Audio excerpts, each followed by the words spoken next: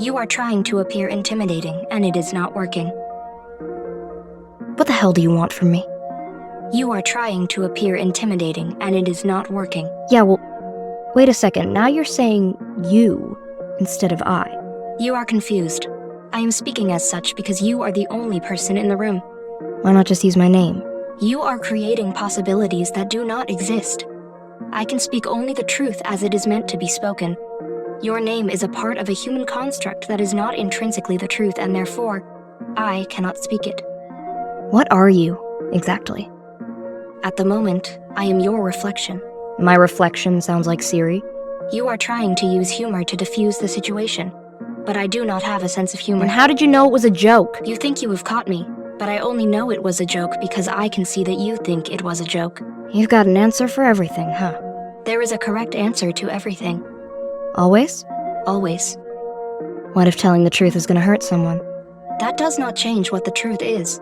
It is not within my capabilities to judge what is morally right or wrong.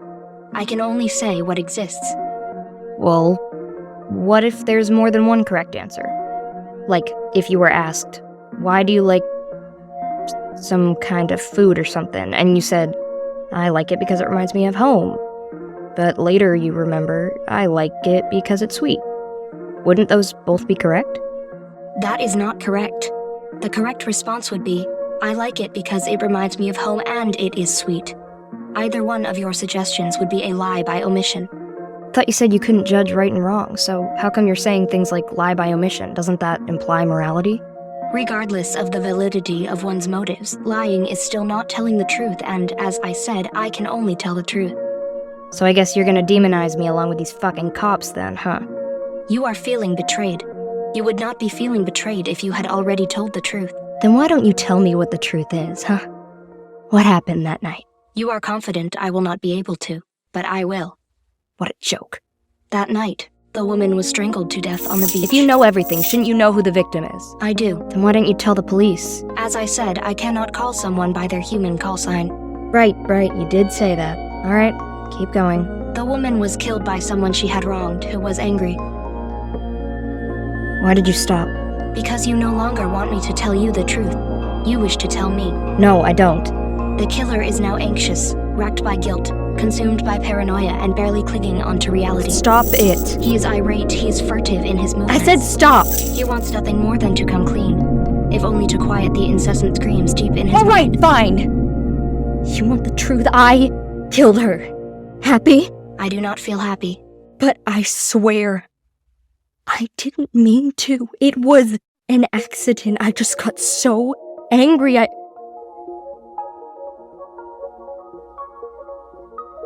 She ruined everything.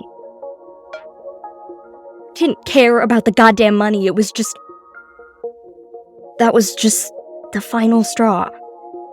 For years, I followed her around every single waking moment, praying one day she would look at me. As a kid, I even built that sculpture on the beach to impress her, I guess, and it stayed up for 16 years. 16 years I waited and waited for her to finally come to her senses, and she never did. She went out with other guys and teased and kissed and never even looked my way. And then one day I couldn't take it anymore. I told her what all of those years being ignored by her had done to me, and she wouldn't hear it. She told me off. She took my confession and spun it to seem like I was a psycho. She ran to her friends and told them everything I had said, and they believed her. People I have known since I was a child believed her. And then they would give me looks as I drove by, judging me so harshly with their eyes like fucking daggers in my back, and I couldn't stand it. When I found out about the money, it almost didn't even affect me. Like taking a shot to the head and scraping your knee on the way down. And I went to the beach to think, I guess. And there she was. So unaffected. Getting ready to smash that sculpture into the ground. Something I made for her. And she was going to destroy it without a second thought. And so, I put on my driving gloves, and I wrapped my hands around her neck. I knew the waves were too loud for anyone to hear her scream. I wrung her neck for maybe 30 seconds, and it was the best thrill I've ever felt. Watching the light leave her eyes was ecstasy. Suddenly, her speech morphed into garbled sounds like a toddler. For a moment, she was incapable of the contempt that she held me in. It was everything I wanted. I was touching her. I could hear her heartbeat and stare into her eyes for just a moment. She said nothing. She couldn't call me a psycho or a pervert or whatever other vile slur she could come up with. It was beautiful. But the second I dropped her, I was just empty.